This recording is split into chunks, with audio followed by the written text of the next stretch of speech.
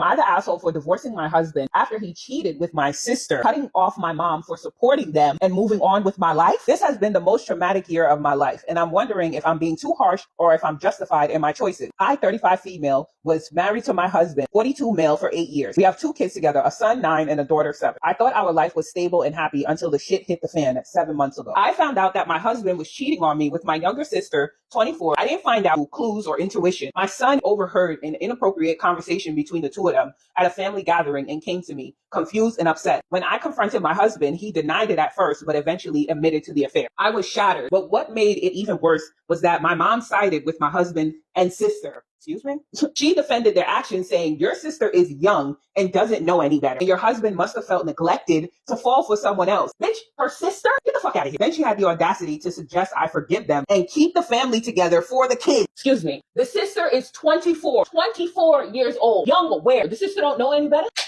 My dad, on the other hand, was furious. He called out my mom's behavior, told her that she was enabling betrayal, and filed for divorce from her and tolerate her lack of moral. That means that she would do the same thing, sweet tea. Your father was right for that. He's been one of my few sources of support throughout all of this. I filed for divorce immediately and cut off my mom and my sister completely. My kids have been struggling with the fallout. My son is especially angry and has told me he doesn't want anything to do with his dad. My daughter is quieter, but has been acting out in small ways. We've been going to therapy together, and I've been doing everything I can to help them navigate this while also trying to heal myself. Over the past few months, I started putting my life back together. I focused on my kids, leaned on my dad and close friends for support, and even started dating someone new, 36 female. She's been incredible, kind, understanding, and support. She's great with my kids, and they've grown to love her, which makes me feel like I can finally see the light at the end of the tunnel. The chaos isn't over. My sister's relationship with my ex-husband has completely fallen apart. Are you guys surprised? Is anyone in the room surprised that this happened? I'm not. Now she's blaming my mom, saying that she encouraged the whole thing. Oh my, how the tables have turned. My mom, meanwhile, is blowing up my phone, accusing me of tearing the family apart by refusing to forgive them. She says my new relationship is a slap in the face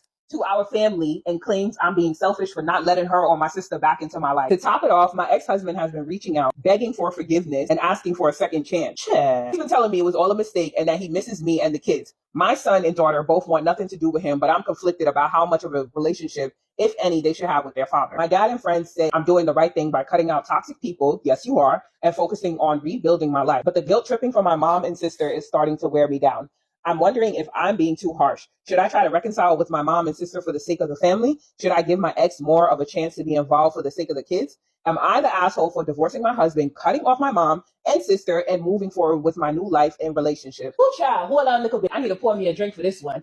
Girl, I'm out of breath. I got my drink right here. So you're not the asshole. You are the CEO of setting boundaries, and we're all going to learn right now from your masterclass. Divorce him. You're not just divorcing him. You're divorcing the drama. You're divorcing the toxicity, and you're divorcing the betrayal. You're divorcing the whole entire circus. Your mom has some nerve. I wonder how many of her family members, spouses, she's sleeping with, because to say that she is young and she don't know any better, the bitch is 24 fucking years old. She's grown. She's able to drink. She's able to rent a car. She's able to live on her own. The girl is perfectly fine, able to comprehend no right from wrong. I mean, really? Just give a round of applause for Pops for having enough common fucking sense to divorce that bitch. Okay, so your new relationship sounds like it's optimistic, it's positive, the only good thing that's going on, despite everything else that's going on. He don't want you to do, sweetie, is to fall into his manipulation and his trap to try to get you back. They don't appreciate what they have until it's gone. And one thing that they for sure will do is think that the grass is greener on the other side. And when they find out that it's not, they come back and they want to spin the block and try to get you back because they realize ain't shit out here for me. Do not get back with him. He cheated with your sister. Out of all the women in this world, there's millions of women in this world. You gonna go and lay down with my fucking sister? Are you serious? With the kids, don't hold them back from their father. If they want to still see their father, allow them to have that relationship with their father. Too many kids are growing up without their father. And if he's willing to be in their lives and they want to see him have that relationship, what he did does affect them. They still need to have that relationship with him regardless of anything because he is their father. You're not the asshole. That's my final verdict. I threw out all of the family Christmas decorations last year, and now my parents are pissed. I, 28 female, was given all the family Christmas decorations and the family tree last year before my parents sold the house and went on a 7-month-long vacation. I told them I didn't want the Christmas decorations as I do not celebrate Christmas and don't put up any decorations. I also do not have the space to keep the decorations long term. I suggested they pay for a storage unit for the stuff, but they decided decided against it. They said it was cheaper to have me keep it in my house, even though the stuff was taking up space in my office, making it difficult for me to access my things. A few weeks into their trip, I tossed out the Christmas decorations and sold the tree on Facebook Marketplace. Parents are now asking for the stuff back. I had to let them know I threw it out. This caused major issues and they're refusing to talk to me. If they had listened and bought a storage unit or found another family member to hold the stuff, this wouldn't have happened, but they didn't.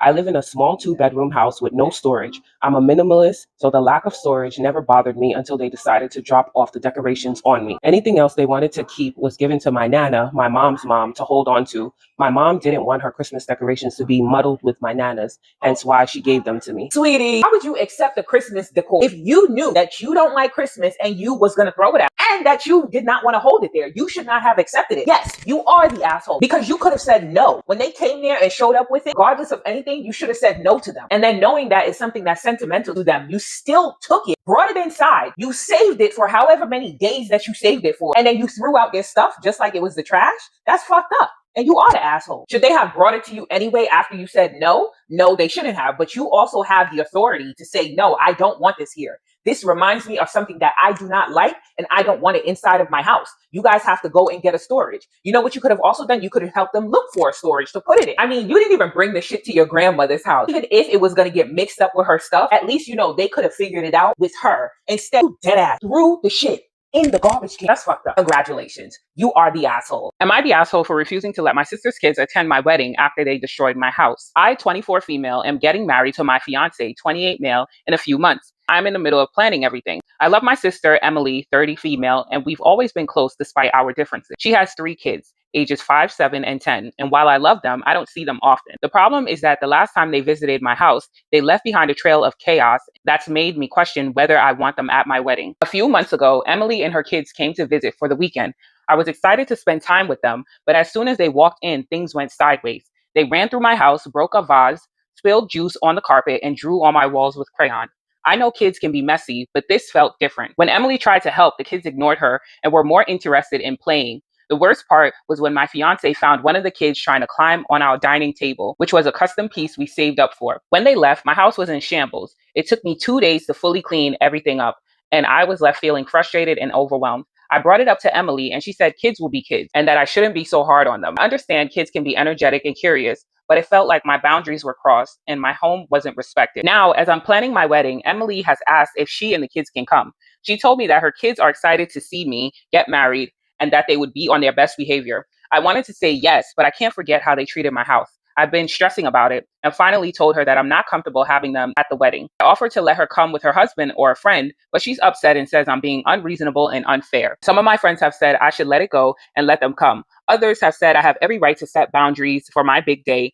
I'm not sure if I'm overreacting or if I'm justified in saying no. Am I the asshole for refusing to let my sister's kids attend my wedding after the chaos they caused at my house? You invited Emily over with her kids and they destroyed your house. And you really asking if you're the asshole for not allowing them to come to your wedding? If they're going to destroy your house, what do you think they're going to do at a wedding venue? Remember that show Jackass? That's how they treated your house. A broken vase, juice stained carpet, crayons on the wall because you just love their artistic touch to your home. And then the fact that they almost split your dining table into 2, I mean, that says it all. The next thing they needed to do was go to the kitchen with a sledgehammer and destroy your kitchen. Then when you bring it up to your sister, her response is, oh, kids will be kids. She's another one of those shitty ass parents that says, Johnny's just a kid. Leave him alone. When Johnny needs to learn discipline and control. The fact that she's not even supervising her kids at your house and letting them destroy your house says something about her character. And then now she's expecting you to just roll out the red carpet for your wedding like everything is going to be okay. These kids, once they get to your wedding venue, they're going to destroy everything. And guess who's going to have to pay for it? Because I guarantee you, Emily is not paying for it.